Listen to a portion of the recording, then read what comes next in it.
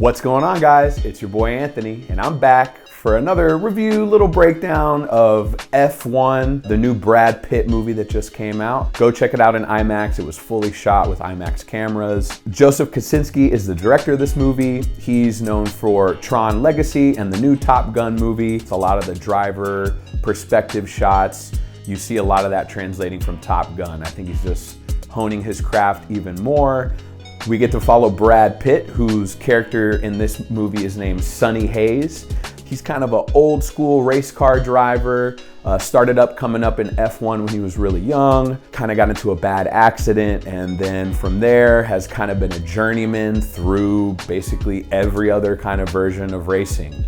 We pick up with him doing the Daytona 24, which I guess is like a 24-hour race. He's doing like the late night leg of the race. His team is not doing so well, but once Sonny gets behind the wheel, he brings them back from the dead a little bit. Then we get introduced to Javier Bardem's character, who plays Ruben Cervantes, one of Sonny's old teammates back in the F1 days. Ruben is the head of a new F1 team, Apex. They're kind of in dire straits. They're not doing so well. They haven't got one single point in F1, and they're getting to the point now where if they don't score any points, Ruben's gonna have to sell the team. So he's coming to his buddy Sonny to try to save the day. Then we get Brad Pitt getting thrown into this F1 world. I thought the portrayal of F1 as a whole, it was all super real. From the F1 drivers, who are all real F1 drivers, the team managers are all the actual team managers. They all have little cameos throughout this movie. This is a vehicle for F1 as a sport to really break into like the American zeitgeist.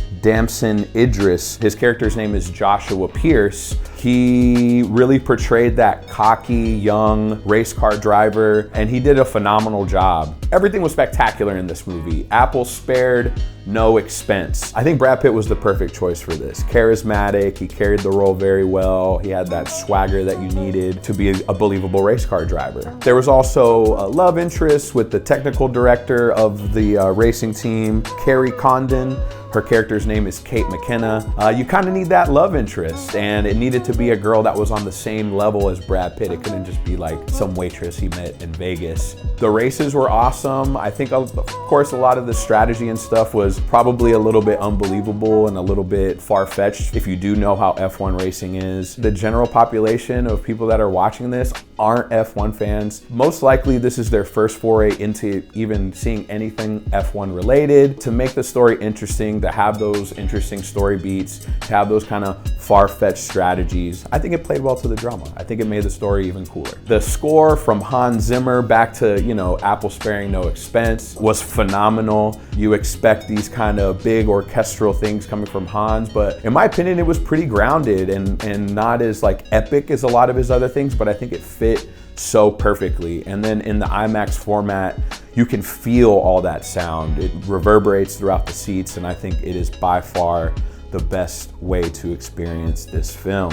There's also rumors of like a Days of Thunder crossover. If this one does well, maybe we'll get to see Brad Pitt and Tom Cruise go head to head on the racetrack for the next one. But yeah, guys, let me know what your favorite part was of the movie. If you're an F1 fan, like, what'd you think of the races? Let us know in the comments, guys. Like, subscribe. We appreciate y'all tuning in, and we'll catch you on the next review. Peace.